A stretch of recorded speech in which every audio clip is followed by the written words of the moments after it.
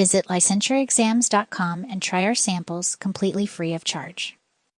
Welcome, everyone, to today's episode, where we'll be more than scratching the surface into excoriation disorder.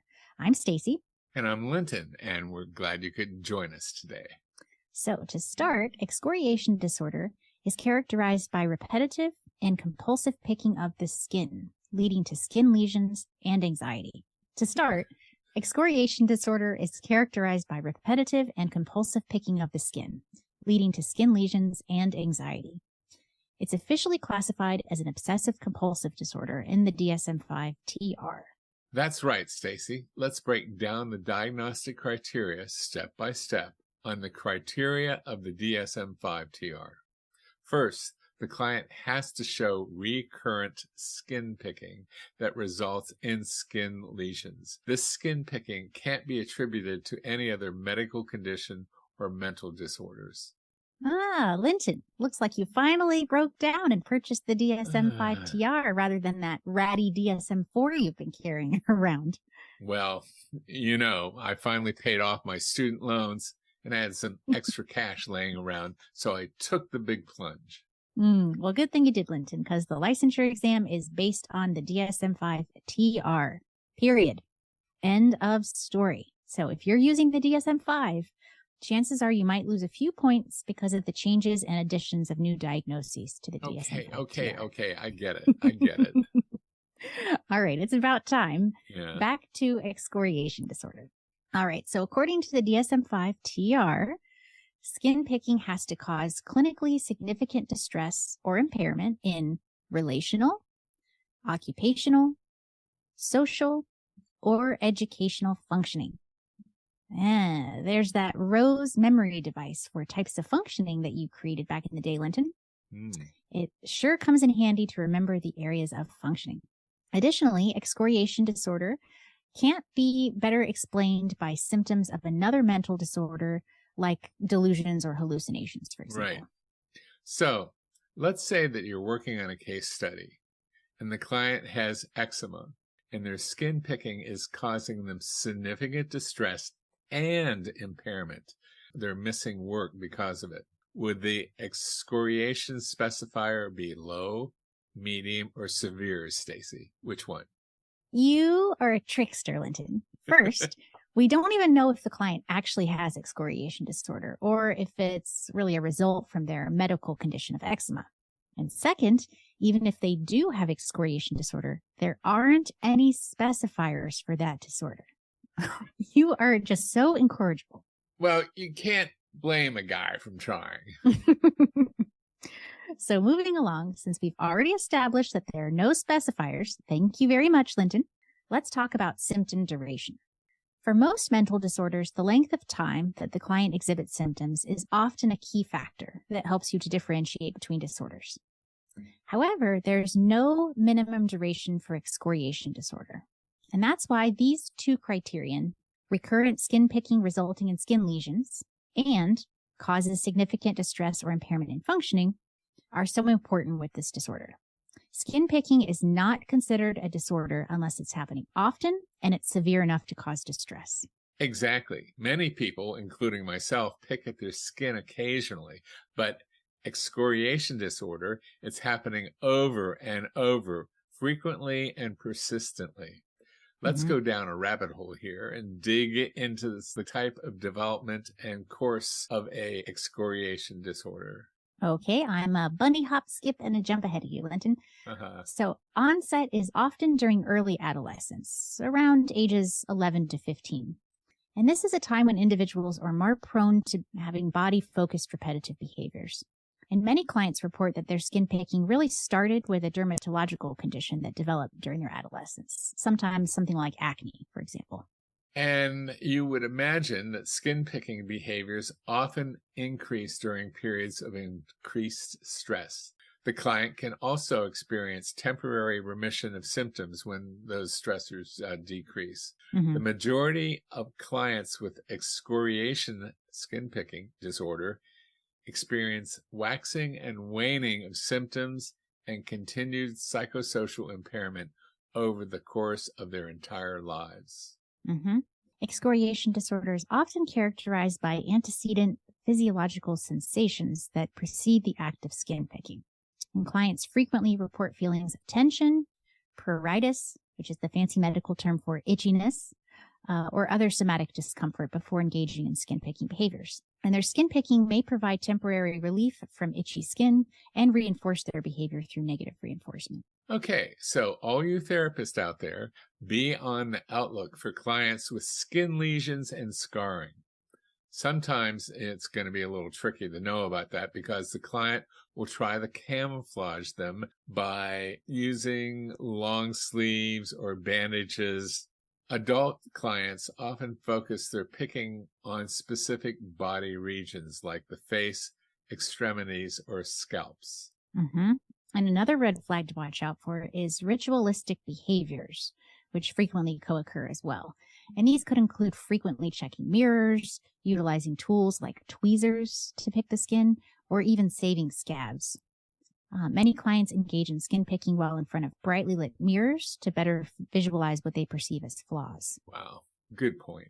While shaming and secrecy often lead clients to pick skins in isolation, except for immediate family members, there's actually an active Facebook support group that has over 10,000 members. So you see, it's not just a minor number of individuals that are dealing with this problem. Mm-hmm. So, Linton, how about some common comorbidities that are associated with excoriation disorder? Sure, excoriation disorder demonstrates clinical overlap with other body-focused repetitive behaviors like trichotillomania. Don't you like saying that? Say that 10 times fast. Really? Which is characterized by compulsive hair pulling, and usually up to 30% of excoriation clients also struggle with trichotillomania. Yeah, and there are also high rates of comorbidity with anxiety disorders, depression, OCD, and body dysmorphic disorder. And clients with body dysmorphic disorder obsess over perceived flaws in appearance, which can actually fuel those skin-picking behaviors. Comorbid substance use disorders are common in clients with excoriation disorder and may exacerbate skin-picking behaviors. Associations between excoriation disorder and personality traits, such as an underlying grasping for perfectionism, which may underlying fixations on minor skin imperfections that trigger picking behaviors, are also a consideration. Assessment of substance use and related traits is indicated, given the frequency of these comorbidities. Personality disorders that commonly exhibit perfectionistic traits will include obsessive-compulsive personality disorder. The key diagnostic feature is perfectionism, rigid adherence to rules, and preoccupation with orderliness and control. Clients have unrealistically high standards and become distressed if they are unable to maintain them. Didn't you have a story about that, Stacy? Obsessive-compulsive personality disorder. Oh, yes. This would be my beloved German grandmother. She really had a very, I'll call it a rigid adherence to rules and structure. And so much so, where you would use the sink or use the shower or something, and she would go in right afterwards and wipe everything down so that there weren't any water droplets there. So she was really preoccupied with high sense of orderliness and control for sure. So someone with that type of personality is also really susceptible to excoriation. Exactly. Narcissistic personality disorder is another one. People with narcissistic personality disorder have a need to seem as perfect and the best at doing everything. Their sense of self-importance depends on being superior and flawless. Avoidant personality disorder. Those with avoidant personality disorder frequently feel inadequate and have sensitivity to criticism. Their perfectionism stems from fear of disapproval and rejection. Schizotypal personality disorder can have obsession or paranoid personality traits reflected in rigid patterns of thinking and behavior aimed at reducing imperfections. Dependent personality disorder, perfectionistic traits are used as an effort to gain approval. And finally, borderline personality disorder. Perfectionism may emerge as an overcompensating behavior to deal with chronic feelings of emptiness and ineffectiveness and avoidance of what, Stacy? Abandonment. Well, yes, that was an excellent overview of how those personality disorders can also kind of have that shared link of, perfectionistic tendencies. And you could see the skin picking behaviors involved there. So if you have a question on the exam as to what evidence-based treatment approaches are effective for treating excoriation disorder, what would you consider, Linton? You guessed it, Stacy. Your favorite, cognitive behavioral therapy. He says sarcastically. CBT is the most common treatment for excoriation disorder. With CBT, you, as a therapist, focus on challenging the client's perfectionistic thinking. And how about habit reversal training? I've heard of that in the context of treating repetitive behaviors. Right. Habit reversal training is a key component of CBT that's used to treat excoriation disorder.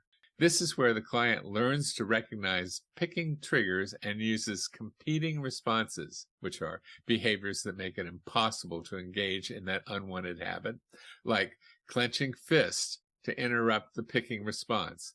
By having the individual practice these incompatible behaviors whenever the urge arises, the unwanted picking habit can be effectively interrupted.